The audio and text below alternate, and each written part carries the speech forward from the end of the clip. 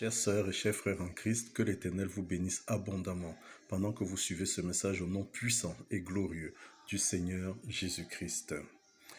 Aujourd'hui, nous rentrons dans le 5e et dernier chapitre de la série des enseignements dédiés à la vision.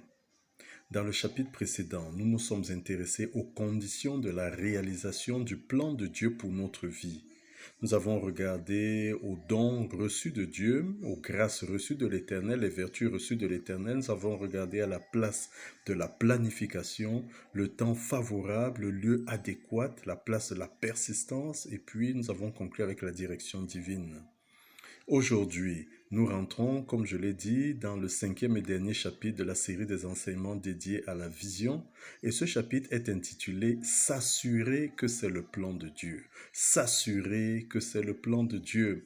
Les Écritures nous apprennent que bien avant la fondation du monde, Dieu avait établi une destinée pour chacun de nous. Au prophète Jérémie, l'Éternel a dit « Avant que je t'eusse formé dans le ventre de ta mère, je te connaissais. Et avant que tu fusses sorti de son sein, je t'avais consacré, je t'avais établi prophète des nations. » Jérémie 1 au verset 5. L'Éternel s'adressant au prophète, Jérémie également, toujours, a dit « Je connais les projets que j'ai formés pour vous, projets de paix et non de malheur, afin de vous donner un avenir et de l'espérance. » Jérémie 29 au verset 11. Dieu a des projets glorieux pour chacun de nous. Dieu a des projets glorieux pour chacun de nous. Sa volonté dans ce domaine est que nous soyons heureux, en parfaite santé et que nous prospérions comme prospère l'état de notre âme, selon 3 Jean 2. Regardons à la vie de Pharaon. Pharaon qui a confronté Moïse dans le livre d'Exode. Pharaon est présenté comme étant évidemment le souverain égyptien. Il était en parfaite santé. Il n'y a aucun rapport dans les Écritures qui font état, n'est-ce pas, d'une santé défaillante. Il était prospère. Et pourtant, c'est sa chute que l'Éternel a utilisée pour faire éclater sa gloire. Exode 14 au verset 4. Il est donc évident qu'il ne menait pas une vie plaisante aux yeux de Dieu. Ainsi, nous pouvons dire que la santé et la prospérité ne sont de toute évidence pas des éléments suffisants pour témoigner de la qualité de vie selon les desseins de l'Éternel. Alors la question demeure, comment savoir que nous vivons selon le plan de Dieu? Comment savoir que nous vivons selon le plan de Dieu? Dans ce chapitre, nous partageons sur 2 éléments qui devraient nous permettre de savoir si nous sommes dans le plan de Dieu pour notre vie. Premier élément, l'accord avec la parole de Dieu. L'accord avec la parole de Dieu. La parole de Dieu est porteuse de vie. L'Éternel nous a créés et il nous a donné ce qu'on appelle le libre arbitre. Ça veut dire que nous avons le choix. Mais il a mis sa parole à notre disposition pour nous amener à faire le choix de la vie. En effet, dans Deutéronome 30 au verset 19, l'Éternel déclare « J'en prends aujourd'hui à témoin contre vous le ciel et la terre. J'ai mis devant toi la vie et la mort, la bénédiction et la malédiction. Choisis la vie afin que tu vives toi et ta postérité. » La parole de Dieu a été faite chair. Jean 1 au verset 14. La parole de Dieu, c'est Jésus-Christ, selon Jean 1 du verset 1 au verset 15. Jésus-Christ lui-même a déclaré, le voleur ne vient que pour dérober, égorger et détruire. Moi, je suis venu afin que mes brebis aient la vie et qu'elles soient dans l'abondance, selon Jean 10 au verset 10. Jésus est venu pour accomplir les desseins de l'Éternel concernant l'humanité. Il est venu pour nous sortir des ténèbres, pour nous faire rentrer dans un nouveau style de vie, un style de vie plaisant aux yeux de Dieu. L'amour est le résumé de la loi et des prophètes. À l'un de ses disciples qui l'interrogeait sur le plus grand des commandements, Jésus a répondu « Tu aimeras le Seigneur ton Dieu de tout ton cœur, de toute ton âme et de toute ta pensée. » C'est le premier, le plus grand commandement. Et voici le second qui lui est semblable. « Tu aimeras ton prochain comme toi-même. » De ces 2 commandements dépendent la loi et les prophètes. Matthieu 22 du verset 37 au verset 40. L'amour est le socle de la vie chrétienne. L'amour est la force la plus puissante de l'univers. Nous sommes donc tous appelés à manifester l'amour dans tous les aspects de notre vie. Les Écritures disent que celui qui n'aime pas n'a pas connu Dieu, car Dieu est amour. 1 Jean 4 au verset 8.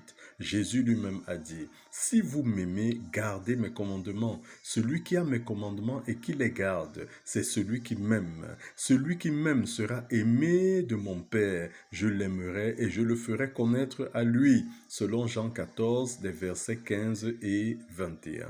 Nous sommes appelés à être des imitateurs de Dieu, à marcher dans l'amour à l'image de Christ, mais aussi à l'image de Dieu lui-même, selon Éphésiens 5 au verset 1. La sanctification. La sanctification est un élément important et la sanctification nous ouvre les portes du ciel. Vivre dans la sanctification, c'est vivre en ayant en horreur le péché, en s'éloignant du péché. C'est s'efforcer de mener une vie plaisante à l'Éternel. Les Écritures disent « Recherchez la paix avec tous et la sanctification sans laquelle personne ne verra le Seigneur. » Selon Hébreux 12 au verset 14. Dieu est saint. Ésaïe 6 au verset 3, et Dieu nous invite à être saints comme lui, selon Lévitique 20 au verset 26, selon 1 Pierre 1 au verset 16. Il dit, soyez saints comme moi-même je suis saint. La sanctification est ce qui rend notre vie plaisante aux yeux de Dieu, selon les Écritures. Ainsi, être en accord avec la parole de Dieu, c'est avoir l'amour comme socle de sa vie, garder les commandements de l'Éternel pour les pratiquer et mener une vie de sanctification. Regardons au deuxième élément, la conduite par le Saint-Esprit.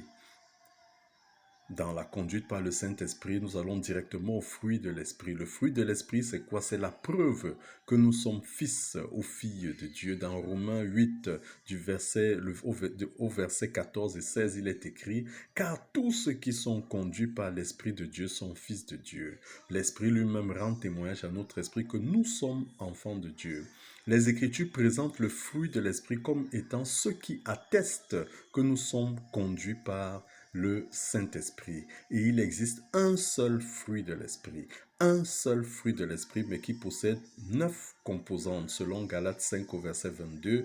Et ces composantes, c'est l'amour le plus grand des commandements. L'amour, n'est-ce pas, le socle de la vie chrétienne, c'est la joie que nous devons entretenir et qui doit être indépendante des circonstances, c'est la paix que nous recevons de Christ et qui surpasse toute intelligence, c'est la patience qui est une vertu de l'Esprit, c'est la bonté. Nous devons refléter la bonté parce que Dieu lui-même est bon, il n'y a de bonté que Dieu. La bénignité qui se rapporte, n'est-ce pas, à l'humilité, la fidélité, notre Dieu est fidèle, nous devons être à son image, la douceur et la tempérance.